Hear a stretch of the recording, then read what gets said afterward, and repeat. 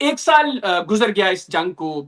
भारत इस एक साल के अंदर मल्टीपल टाइम्स ये कहता रहा कि हमने अपने अहदाफ को हासिल किया, हम इसके अंदर कामयाब रहे। लेकिन आज दुनिया सवाल कर रही है कि अगर भारत इसमें कामयाब रहा तो क्यों एक वाजे तस्दीक और नताइज जो है वो भारत की जानिब से पेश नहीं किए गए, और क्यों आज भी भारत की मिलिट्री और जो सिविल लीडरशिप है उसका ये कहना है कि ऑपरेशन सिंदूर जारी है। धन्यवाद हैदर साहब एंड जनरल साहब को भी मेरी तरफ से जी, बहुत शुक्रिया, थैंक यू। अस्सलाम वालेकुम। तो ये देखिए, सी यू हैव टू अंडरस्टैंड, अभी आपने जो एक ओपनिंग आपका नैरेटिव दिया उसमें कुछ फैक्चुअल फैक्ट्स जो है वो शायद सही नहीं है। बिकॉज भारत की जो जानकारी है हमारी, कि आपने इसको बताया कि हमारे 26 मिलिट्री इसको इंस्टॉलेशंस को आपने हमला किया, बट मेरे पास तो ऐसी कोई जानकारी नहीं है यहाँ पे इंडिया में। और ना ही पाकिस्तान ने कोई सैटेलाइट इमेजेस या कोई भी विजुअल प्रूफ दिया है उस चीज़ का। और 12 पाकिस्तानी एयरफील्ड्स के ऊपर अटैक हुआ था, जिसका सैटेलाइट इमेजेस इसको दिखाई गई थी हमारे जो एडीजीपीआई हैं, जो आपके डीजीआईएसपीआर के काउंटर पार्ट है यहाँ पे, उनको हम इसको एडीजीपीआई बोलते हैं।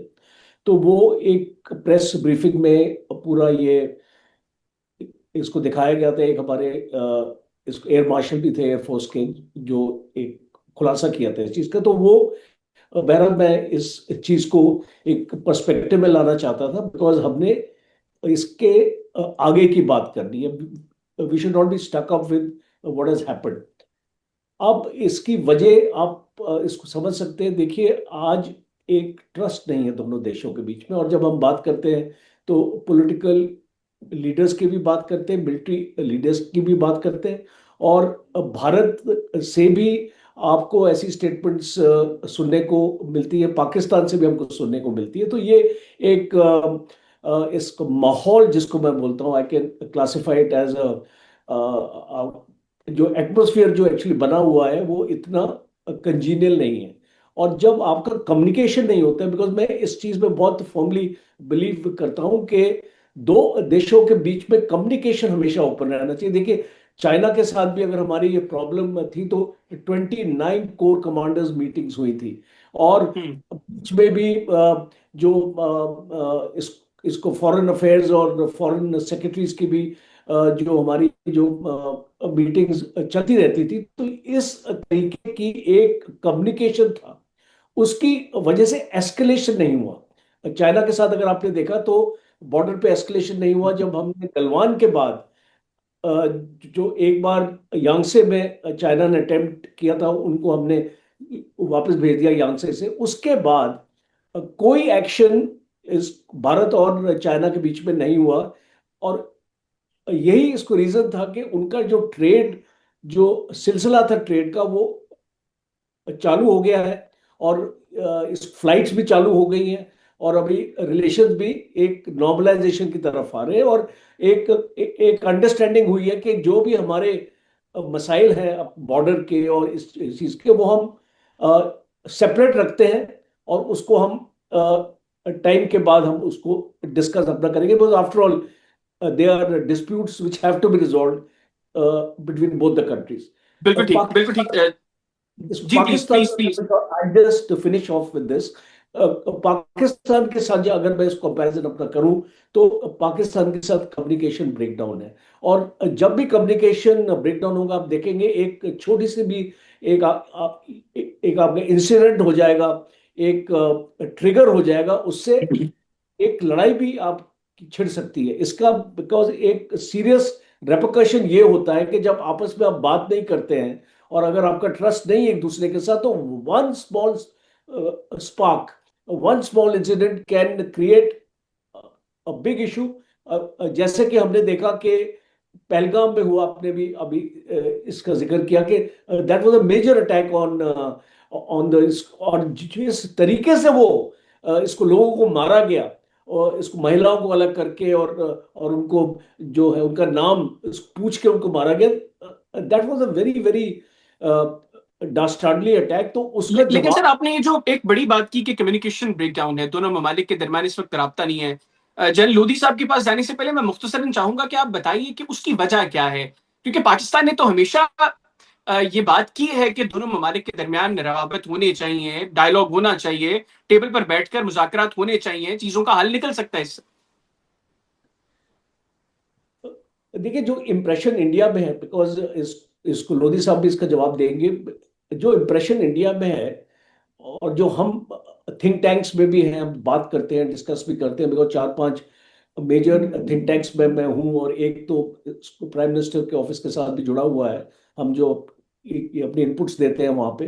तो प्रॉब्लम ये हमको ये लगती है कि पाकिस्तान आर्मी पॉलिटिकल एस्टेब्लिशमेंट को रोकता है बातचीत करने से, उसको एक जो इसको वो चाहता है कि this flame should be burning all the time, because एक जनरल बिलीफ है इंडिया में that that the relevance of the Pakistan army is only because of कि आप अपना कश्मीर का मसला इसको अलाइव रखिए, आप इसको खत्म नहीं होने दीजिए। तो इस तरीके की जब इंफॉर्मेशन परकुलेट होती है तो उसको मीडिया उछालता है, और जो दोनों तरफ से ये मीडिया का रोल है, मैंने देखा है, बिकॉज मैं मीडिया के साथ बहुत जुड़ा हुआ हूँ, इतने सारे टीवी चैनल में आता हूँ, तो वहां पे एक ऐसा इसको माहौल बनाया हुआ है कि इसको कम्युनिकेशन की तो बात ही छोड़ दीजिए आप, वो तो इसको बोलते हैं कि हम इसको बात ही नहीं करना चाहते पाकिस्तान से, बिल्कुल बिकॉज ठीक। इसको पाकिस्तान इसको बात करने के लिए तैयार नहीं है। तो ये ठीक जो हो गया। मैं एक जो लाइन है, जो जी ये जो एक डिवाइड है, ये इसको कम करने की जरूरत है। बिल्कुल ठीक। जनरल लोधी साहब, आपने जनरल राजन कोचर साहब की गुफ्तगू सुनी, एक तो आप क्या समझते हैं एक साल के अंदर पाकिस्तान और भारत ने क्या सीखा है, कहां पर दोनों ममालिक खड़े हैं, और दूसरा जनरल साहब ने कहा कि बातचीत होनी चाहिए, लेकिन उन्होंने कुछ वजूहात बताई कि हमारे पास जो रिपोर्ट्स हैं कि पाकिस्तान की जो मिलिट्री है, मिलिट्री लीडरशिप, वो पॉलिटिकल एस्टेब्लिशमेंट को भारत के साथ अच्छे ताल्लुकात बनाने के हवाले से जो है वो आगे बढ़ने नहीं दे रही। बहुत शुक्रिया। सबसे पहले तो मैं डॉक्टर जनरल राजन साहब का शुक्रगुजार हूँ कि वो आए आपके प्लेटफॉर्म पर और बड़े शाइस्तगी से जिस तरीके से बात कर रहे हैं, I am impressed and I would like कि ये हमारा जो बातचीत है ये जारी रहे, ताकि शायद इसी छोटी सी काविश से दोनों मुल्कों के दरमियान ताल्लुकात बेहतर होने के कोई रास्ते निकल आए। लेकिन बात यह है कि अगर पूरा जन साहब भी जानते हैं, हम भी जानते हैं कि एक हिस्टोरिकल बैगेज है दोनों मुल्कों के दरमियान, और बल्कि वो प्री पार्टीशन का बैगेज भी है। लेकिन अब इतना वक्त गुजर गया है कि मेरा ख्याल है, और इतने ज़हीन लोग मौजूद हैं दोनों तरफ के, हमें इस चीज़ का एहसास होना चाहिए कि 1.5 अरब की जो पॉपुलेशन है इस खत्ते की, उसको हम यरगमाल नहीं बना सकते, अपने मसाइल के भेंट नहीं चढ़ा सकते। तो ये तो एक अच्छी बात है जो है। फिर ये भी हमें पता होना चाहिए, कम से कम मेरा ये इम्प्रेशन है, गलत वो जन साहब का अपना होगा जो भी व्यू, कि जो ताकत हमें छोड़कर गई पार्टीशन के बाद, उन्होंने जानबूझकर यहाँ पर ऐसे मसाइल छोड़े कि क्यों कि ये जो है ना आपस में भिड़े रहें। क्योंकि अगर ये पूरा हिस्सा जो सब कॉन्टिनेंट है इनके ताल्लुकात अच्छे होते, तो मेरा ख्याल आज दुनिया का लीडिंग एरिया होता हमारा। इसलिए क्योंकि आबादी भी है, ज़मीन भी बहुत है, लोग भी माशाल्लाह इंटेलिजेंट हैं, ज़हीन है, तो इसमें कोई वो ऐसी बात नहीं थी कि हम तरक्की ना करते। जहां तक ये है कि पिछले साल की अब बात करें, मेरा ख्याल है कि वो ठीक है, उन्होंने अपने इजहार कर दिया जो भी जन साहब कह रहे हैं। मैं ये कहूंगा कि ना हमारी बात मानी जाए ना उनकी बात मानी जाए, दुनिया से पूछ लें कि क्या हुआ क्या नहीं हुआ। लिहाजा इसको तो मेरा ख्याल है कि ज्यादा इस पर जोर देने की जरूरत नहीं है। एवरीबॉडी नोज, पता है, वहां पर भी रीशोर लोगों को पता है, यहाँ पर भी रीशोर लोगों को पता है। आप जो सबक हासिल करने की बात कर रहे हैं, सबसे पहले तो ये बड़ी अच्छी बात की उन्होंने, और आपने भी ये पॉइंट उठाया है। मैं ये कहूंगा कि जैसे किसी शायर ने कहा था ना कि दिलों की उलझनें बढ़ती रहेंगी अगर कुछ मशवरे बाहम ना होंगे। तो बातचीत करना तो बहुत जरूरी है। बातचीत किसकी वजह से रुकी हुई है इसका थोड़ी देर में वो हम बातचीत जो है ना वो कर लेते हैं। दो तीन बातें बिल्कुल क्लियर हैं। एक तो ये है कि जनरल साहब भी जानते हैं और मैं भी जानता हूँ कि दो न्यूक्लियर मुल्क आपस के मसाइल जंगो जदल से हासिल नहीं कर सकते। बहुत बड़ा मुल्क है इंडिया, हम मानते हैं, बहुत उनकी फौज तगड़ी है, बड़ी है, ये हम मानते हैं। लेकिन और पहले भी जंगें हुई हैं, अभी आजकल की जो जंगें हो रही हैं उनसे भी जो सबक हासिल होता है वो ये है कि, और चाइना के साथ जैसे इन्होंने कहा दोनों तरफ एटमी ताकत थी तो बातचीत से ही मसला आ गया, इसी तरीके से मैं समझता हूँ कि पाकिस्तान को अगर बराबरी के का वो स्टेटस हो और इवन कील पे बातचीत की जाए और काउ डाउन करने की कोशिश ना की जाए, दबाने की कोशिश ना की जाए, हमें छोटा समझकर, या वो तो अभी पता चल गया ना कि छोटे और बड़े का तो कोई मामला इस तरीके से नहीं होता। तो एक तो ये सबक हमें हासिल करना चाहिए। दूसरा ये सबक भी हमने देख लिया, गाजा की जंग में भी देख लिया, ईरान की जंग में भी देख लिया, और जंग में भी हमारे सामने है कि छोटे या बड़ी फौजें जो हैं वो सिर्फ फैक्टर नहीं होता, और बहुत सारे फैक्टर होते हैं। उनको हम इतना आज उस पर बात नहीं करेंगे क्योंकि हम कोई मिलिट्री स्ट्रेटजी की बात नहीं कर रहे। हम इंटरनेशनल रिलेशंस के पैराए में देखना चाह रहे हैं, और जो जैसे दो नेबर्स हैं उनको जो आगे बात बढ़ानी चाहिए वो देखना चाह रहे हैं। देखें, इसमें तो कोई शक व शुबे की गुंजाइश नहीं है कि दोनों मुल्कों के दरमियान प्रॉब्लम्स हैं, और प्रॉब्लम्स ये भी जानते हैं हम कि क्या है, कश्मीर है, पानी का प्रॉब्लम है, टेररिज्म का प्रॉब्लम है, मतलब दोनों तरफ के वो हैं, तहफुजात हैं। तो ये जब तक बैठ के बात नहीं करेंगे, ओपन नहीं करेंगे चैनल्स, उस वक्त तक कैसे ये बात होगी। और ये भी हमने एक, आप समझे, तजर्बा है कि जब भी पाकिस्तान और हिंदुस्तान ने आपस में मिलकर बैठकर बैठकर बात करने की कोशिश की है तो बात मुंडे चढ़ी नहीं है। इसलिए कि जैसे खुद जनरल साहब ने कहा ना कि मिसट्रस्ट इतना गहरा है कि बातचीत की कामयाबी के चांसेस बहुत कम है। तो गो के ठीक है, शिमला नहीं मुआहदा नहीं तो कहता सर है कि जी, फिर सर कैसे आगे बढ़ा जाएगा जी अगर मैं यही मिसट्रस्ट बात कर है? रहा हूँ। तो अल्टीमेटली देखें मिसट्रस्ट को कम करना है ना। कि शिमला मुआहदा तो कहता था कि जी सिर्फ आपस में बायलैटरल बात की जाए, लेकिन शिमला मुआहदा तो भारत ने खुद तोड़ दिया ना, कश्मीर का स्टेटस चेंज करके या जैसे भी है। तो मैं ये सजेस्ट करूंगा कि चूंकि पहले भी जितनी भी हमारी बातचीत हुई है, चाहे 65 वॉर के बाद हुई है या जब भी हुई है, किसी न किसी को दरमियान में आना पड़ा है, और तब जाके मामला हुआ है।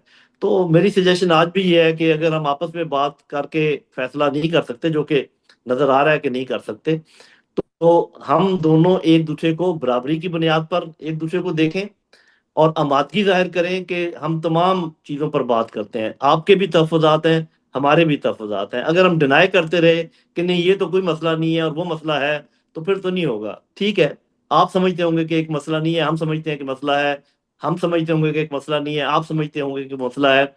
तो बैठकर एक लिस्ट बना लें जो मसाइल हैं, चाहे हमारी तरफ से हैं चाहे आपकी तरफ से हैं, कोई एक कंसोर्शियम बना लें, क्योंकि एक किसी मुल्क के ऊपर शायद हमें एतबार ना हो। अगर हम कहें कि अमेरिका सालिस बन जाए तो शायद इंडिया ना माने, और कोई अगर मुल्क हो तो शायद पाकिस्तान ना माने। तो कोई रशिया, अमेरिका, कोई यूरोपियन मुल्क, कोई एक मिडल ईस्ट का मुल्क, ये मिलाकर के ऐसा कंसोर्शियम बना लें जो कि बैठकर हमारे दरमियान लेकिन फैसिलिटेट सर करे उससे पहले पहले। तो जरूरी है ना कि एक ऐसा माहौल पैदा किया जाए। मैं जनरल राजन से जी, ये वो जानना माहौल तो चाहूंगा। ये आपका ये जो काम है, ये जो आप आज ये प्रोग्राम लेके बैठे हैं, मेरा ख्याल ये उसी माहौल को पैदा करने की पहली काविश है। चलिए सर, और हम तो मुझे कोशिश कर रहे हैं ना, लेकिन बड़े पर्सपेक्टिव में भी ये माहौल जरूरी है। और जनरल राजन साहब, सर आपने जिस तरह पहले भी अपनी गुफ्तगू के अंदर कहा, जिसमें मीडिया का आपने हवाला दिया कि मीडिया इस हवाले से जो किरदार अदा कर रहा है, एक बड़ा एग्रेसिव पोस्चर में चला जाता है और एक ऐसा माहौल बनाया जाता है बिलखुसूस भारतीय मीडिया की जानब से कि जिसमें मैं समझता हूँ कि भारतीय हुकूमत भी प्रेशर में आ जाती है, और अगर वो कुछ करना भी चाहें तो उस मीडिया प्रेशर में वो नहीं कर पाते। सर इस टेम्परेचर को फिर कैसे डाउन करना है? किस तरीके से समझाया जाए लोगों को कि इस खित्ते में अमन से रहना बड़ा जरूरी है? बहुत अच्छा सवाल किया आपने हाजिर साहब। और मैं इस मोरलेस जो जल साहब ने भी बोला है वो काफ़ी सेंस है उस बात पे, और हमको उसको आगे लेके इसको फर्दर एनालाइज करना चाहिए। बट मैं उसमें बस एक कमेंट करना ये चाहूँगा कि अभी वो स्टेज नहीं आई है कि हम थर्ड पार्टी इंटरवेंशन में जाएं। बिकॉज पहले तो आप एक step step at A time वाली बात है कि एक स्टेप एट ए टाइम इसको ज़रूरी है कि आपको एक अपना ट्रस्ट जो एक डेफिसिट है उस ट्रस्ट डेफिसिट को कैसे दूर किया जाए, उसको बाद में हम ये जो भी हमारी प्रॉब्लम्स हैं हम उसके ऊपर बैठ सकते हैं। बिकॉज ट्रस्ट डेफिसिट रहेगा तो शायद हम बैठ भी नहीं पाएंगे। अगर आप एक थर्ड पार्टी को भी ले आएंगे तो उसका भी कोई फायदा नहीं होने वाला। और जो पॉलिटिकल हमारी जो लीडरशिप है और हमारी जो फॉरेन पॉलिसी है पाकिस्तान के स्पेसिफिक, वो बहुत क्लियर है कि everything has to be discussed bilaterally. तो उसमें शायद अभी इस गवर्नमेंट इस सोच नहीं है कि हम इसमें थर्ड पार्टी को लेके आएंगे। इसको आप और हम इसको डिस्कस अपना कर सकते हैं, प्रोज एंड कॉन्स हम इसको बता सकते हैं, बट गवर्नमेंट की सोच नहीं है, ये मैं आपको इसको कन्वे करना चाहता हूँ। दूसरा ये है कि अब आप इसको देखिए, इसको लड़ाई की अगर हम बात करें, और इसको आप भी पाकिस्तान आर्मी से हैं, मैं इंडियन आर्मी, इसको लड़ाई में कुछ हासिल नहीं होने वाला है। बिकॉज अगर हमारा 2:1 का भी रेशो है इन इसको एडवांटेज में, तो वो कोई इतना ज्यादा हमको गेन्स नहीं देने वाला है। जब हम एक लैंड ऑफेंसिव में भी चले जाते हैं, आप जानते हैं कि एक इसको लैंड ऑफेंसिव में भी आपको सुपीरियरिटी जो होती है, मिनिमम आपको इसको 4:1 या 6, ये आपको 6:1 की चाहिए होती, तभी आप कुछ हासिल कर सकते हैं। रशिया और यूक्रेन की लड़ाई में भी आपने देख लिया, इसको इसको रशिया ने 4 साल में क्या हासिल कर लिया। वो डॉनबास का एरिया तो पहले ही उसके पास था, तो अभी थोड़ा सा और आगे चला गया वो, और 4 साल उसको इसको लगे करने में कोई हासिल नहीं हुआ। उनके भी इतने सोल्जर्स भरे उधर। और हमने ईरान लड़ाई में भी देख लिया कि जो कोई इतना एक सुपीरियर फोर्स होने के बावजूद यूनाइटेड स्टेट इजराइल ने 2 नेशन अगेंस्ट 1, और फिर भी एक डिसाइसिव विक्ट्री हमको दिखाई नहीं दे रही। अब इसको ये हमारे अगर कॉन्टेक्स्ट में अगर हम बात करें तो इसको मुझे लगता है ट्रैक 2 और ट्रैक 3 डिप्लोमेसी जो है वो ठंडी पड़ी हुई है। तो इसको पहले तो है कि अगर ट्रैक 1 पे इसको लाने के लिए ट्रैक 2 और ट्रैक 3 को जारी करना बहुत जरूरी है। बिकॉज अभी हम जो बात करें वो इट्स लाइक ट्रैक 3 फोरम। तो एक पब्लिक ओपिनियन बनाने की जरूरत है। मुझे लगता है कि एक जो पब्लिक ओपिनियन जो हमारे देश में और जो आपके देश में है, it is anti Pakistan and anti India. तो इसको पब्लिक ओपिनियन और इसका जो पॉलिटिशियंस को दोनों साइड में मैं बोलता हूँ इसको फायदा उठाते हैं इस चीज का। और जब भी इलेक्शंस होते हैं हम ये इसको देखते हैं, पाकिस्तान का मुद्दा आ जाएगा, इंडिया का मुद्दा आ जाएगा, और इसको ऐसी चीजों में इलेक्शन लड़े जा रहे हैं आजकल। तो यहाँ पे एक पब्लिक ओपिनियन को चेंज करने के लिए एक स्ट्रेटेजी बनाने की जरूरत है कि पाकिस्तान में भी एक इसको पब्लिक को एक ऐसा ओपिनियन दिया जाए कि इस भारत से बातचीत की जा सकती है, उसके डिविडेंड्स होंगे। Because you have to remember one thing, we can not change our neighbours. आप वहीं रहेंगे, हम वहीं रहेंगे, और अगर रिलेशंस खराब होंगे तो हम क्या करेंगे, हम अपनी फौजों को मजबूत करते रहेंगे।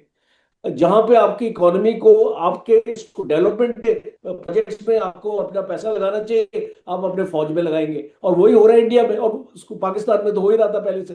तो इसीलिए मैं ये इसको बताने की कोशिश कर रहा हूं कि we will be doing wasteful expenditure.